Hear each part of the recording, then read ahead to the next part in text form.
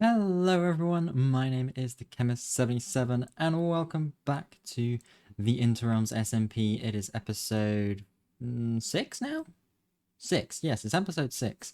And yeah, we are stood here right on top of the spawn building.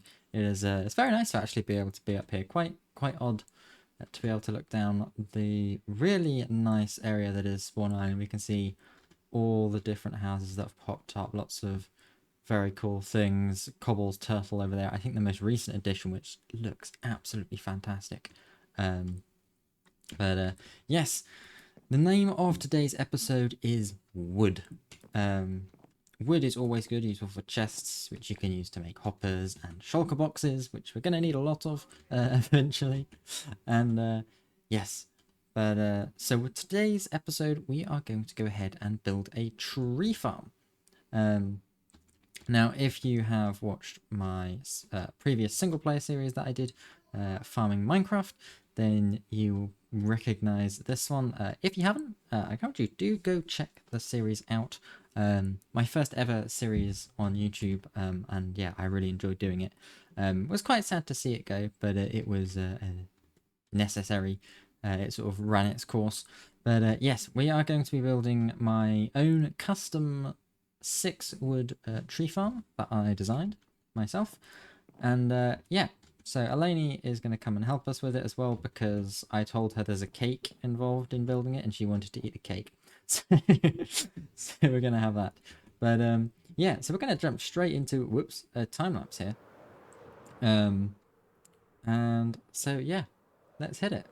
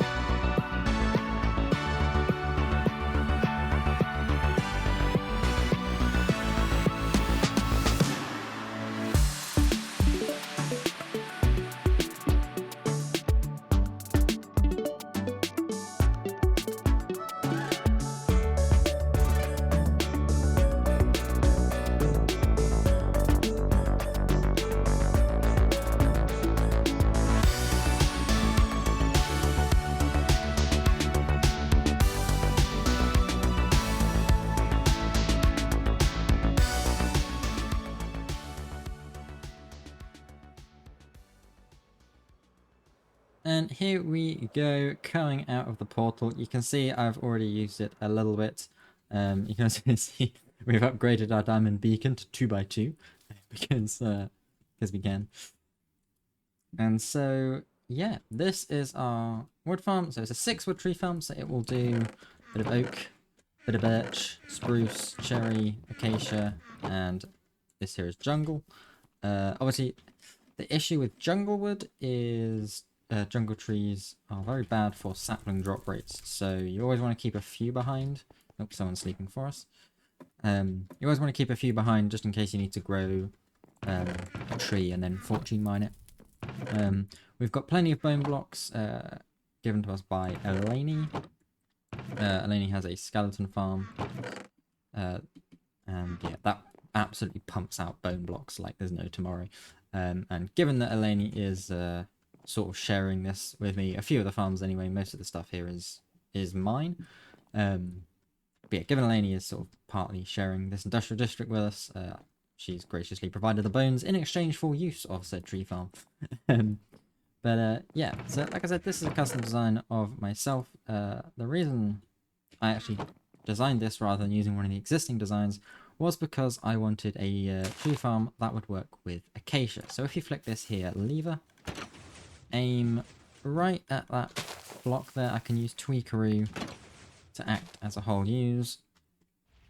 We can see how how this tree farm works. We can fly in here, and I will warn you before I fly in. It gets a little bit weird with the pistons, but we can see here, sapling gets placed, it gets bone mealed, and then it gets pushed out the front here. And we have a couple TNT Jupers that blow up at different heights, and then for the most part the logs drop in here. You can see we sometimes get some stuff stuck in there, and why am I not getting fed any saplings back? Looks like we were possibly just really unlucky with the acacia sapling drop rates. That's why we always leave a few spare saplings in the chest there. But you can see we grow the tree. This observer detects a change in the fence gate, which sends a signal down here. We have a very weird observer setup, I'm not gonna lie. And we have lines here that trigger the pistons up these sides. So these crush the leaves, which is what feeds us our saplings back. And yeah, you can see, yeah, this is why acacia drop rates is sometimes a little questionable.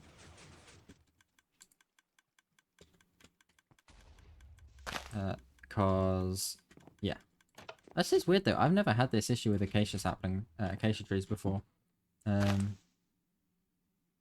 think a lot of these are birch leaves. But yeah. So all the wood gets pushed out the front there. And yeah, leaves get crushed, saplings fall down. We have a dropper here that fires off for every tree. Ah, there we go. There's a couple of saplings. That's weird. It's coming through very slowly. We can always fortune mine some of these leaves out the out here as well, should we wish to.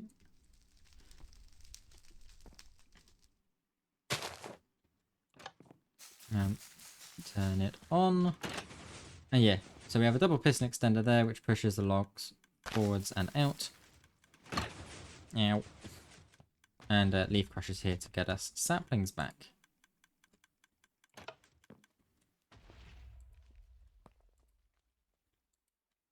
Very much seems to like to not happen. It's possible saplings are falling into this hopper and it's getting locked as well, I've just realised.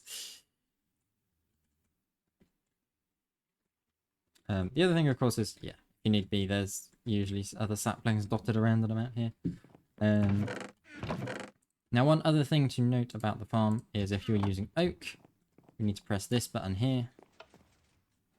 And what this does is a couple things. Firstly, it moves this block down. This stops us getting the large, complicated oak trees, which obviously would then spawn logs around in this section, which is, of course, problematic and would break the farm, so we don't want that.